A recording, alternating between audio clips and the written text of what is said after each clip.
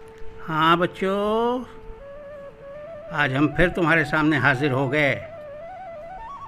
नमस्ते। तुम्हें कविता सुनाने के लिए। ऐसा है, पिछली 2 बार में हमने तुम्हें प्रार्थना सुनाई और दूसरे खंड में ख़ास तौर से अंतिम अक्षरों से किस तरह से कविता कही जाती है ये हमने तुम्हें बताया। हमने एक उदाहरण दिया तुम्हें। सारी कविताएं इसी तरह से कही जाती हैं। अब ये उदाहरण तुम्हारे सामने है। तुम्हारा काम ये है कि फिर नई नई कविताएं उन्हीं अक्षरों से जिससे पहली कविता समाप्त होती है उससे तुम शुरू करो। अब बार बार हम तुम्हें वो अंतिम अक्षर से कविता नहीं सुनाएंगे, तुम खुद तलाश करो, ये तुम्हारा काम है। तो आज हम नई कविता सुना रहे हैं। सबसे पहली कविता है गोपाल दास नीरज की, कोई नहीं पराया मेरा घर सारा संसार है।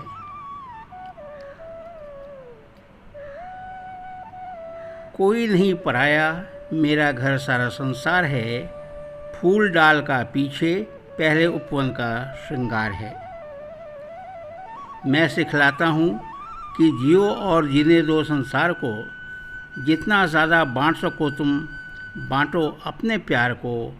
हंसो इस तरह हंसे तुम्हारे दड़ती है धूल भी, हंसो इस तरह जैसे तुम्हारे साथ दड़ती है धूल भी।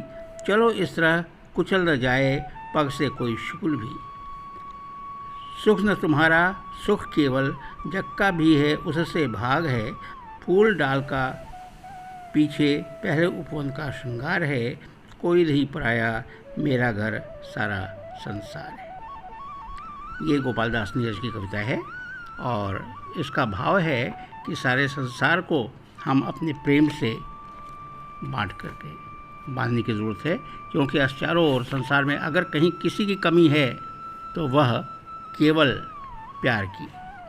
चारों तरफ लड़ाई हो रही है, झगड़ा हो रहा है, लेकिन केवल प्यार ही एक ऐसी चीज़ है जो सारे संसार को बांध सकती है ना। तो ये पहली कविता। अब उसके बाद हम तुम्हारे सामने एक दूसरी कविता, बच्चन जी की कविता। तुम कोई भी काम शुरू करने के पहले तुम बहुत सोचते हो, ये काम करें, इससे फ़ायदा होगा नहीं होगा, कितना मुश्किल है कितना आसान है, कर पाएंगे कि नहीं कर पाएंगे, ये सारी बातें तुम्हारे दिमाग में आती हैं, है ना। तो बच्चन जी ने अपनी कविता में आगे कहा है, पूर्व चलने के बटोही यात्री, पूर्व चलने के बटोही बाट की पहचान कर ले।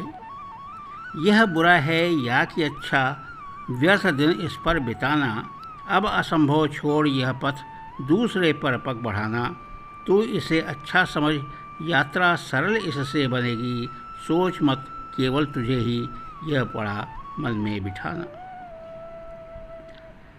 यह हर सफल पंथी यही विश्वास ले इस पर बढ़ा है। हर सफल पंथी यही विश्वास ले इस पर बढ़ा है। तू इसी पर आज अपने चित्त का अवधान कर ले। पूर्व चलने के बटोही बाट की पहचान कर। माने कोई भी काम करने के पहले तुम तय कर लो कि तुम्हें क्या करना है और उसी पर तुम आगे बढ़ो, है ना। तो ये तुम्हारे उद्देश्य को तय करती है और उसी के अनुसार तुम आगे बढ़ते हो। अब एक चीज़ और, तुम जानते हो, तुमने सुना है, तुमने पढ़ा है कि देश की आज़ादी के लिए हज़ारों हज़ारों वीरों ने अपने प्राणों की आहुति दी, है ना। तो उन वीरों को हम प्रणाम करते हैं, उनके बारे में तरह तरह की कविताएं कहते हैं, उनको याद करते हैं, उनको नमस्कार करते हैं। तो दिनकर की एक और कविता, कलम आज उनकी जय बोल। उनकी माने देश के लिए अपना बलिदान करने वालों को। कलम आज उनकी जय बोल, जला अस्थियाँ बारी बारी, छिटकाई जिसने चिंगारी। जो चढ़ गए पुण्य वेदी पर, लिए बिना गर्दन का मोल, कलम आज उनकी जय बोल। कलम आज उनकी जय बोल, जो अगणित लघुद्वीप हमारे, जो अगणित लघुद्वीप हमारे, तूफानों में एक किनारे, जल जल कर बुझ गए, किसी दिन मांगा नहीं स्नेह मुँह खोल, कलम आज उनकी मुँह बोल। कलम आज उनकी जय बोल, पीकर जिनकी लाल शिखाएँ, उगल रही हैं लू लपट दिशाएँ, जिनके सिंहनाद से सहमी धरती रही आज भी डोल, जिनके सिंहनाद से सहमी धरती रही आज भी डोल, कलम आज उनकी जय बोल।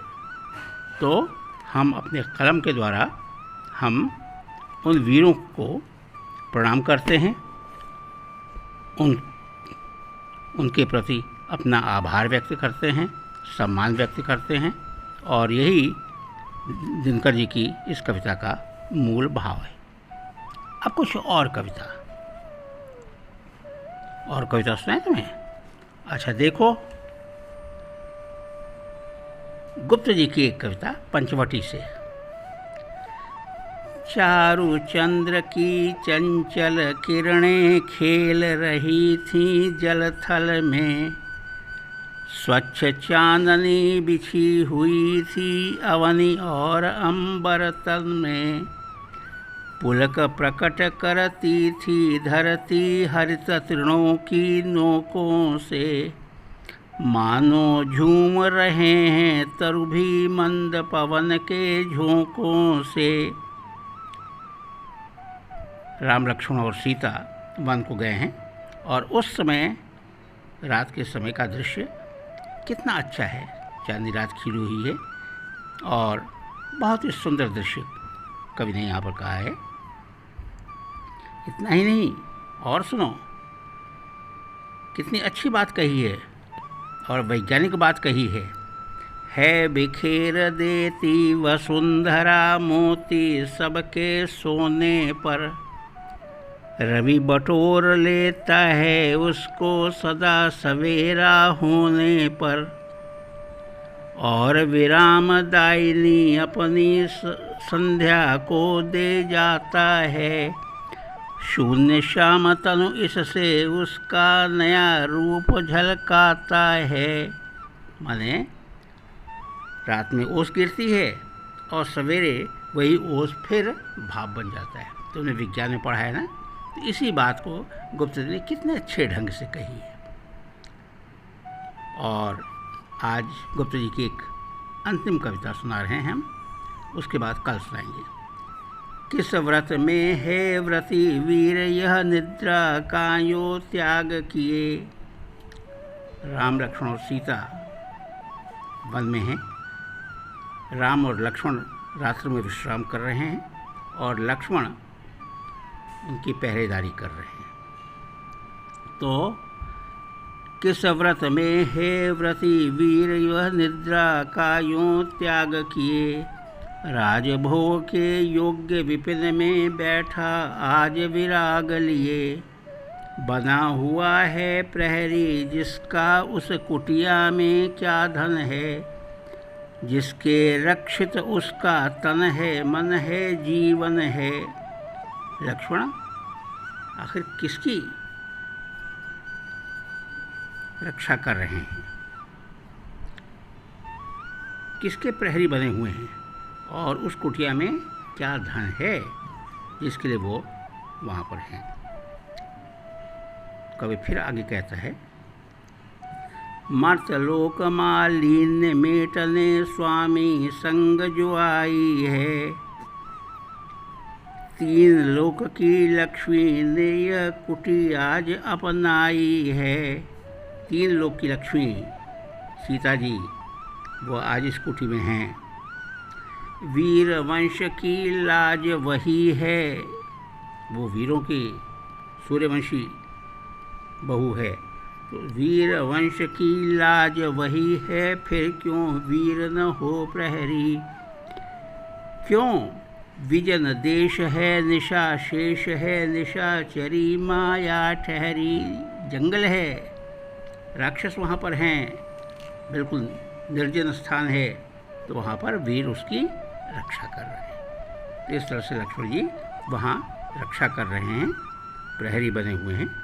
और ये भी गुप्त जी की रचना है। इसके साथ ही अब हम अगली बार तुम्हें सुनाएंगे। आज इतना ही।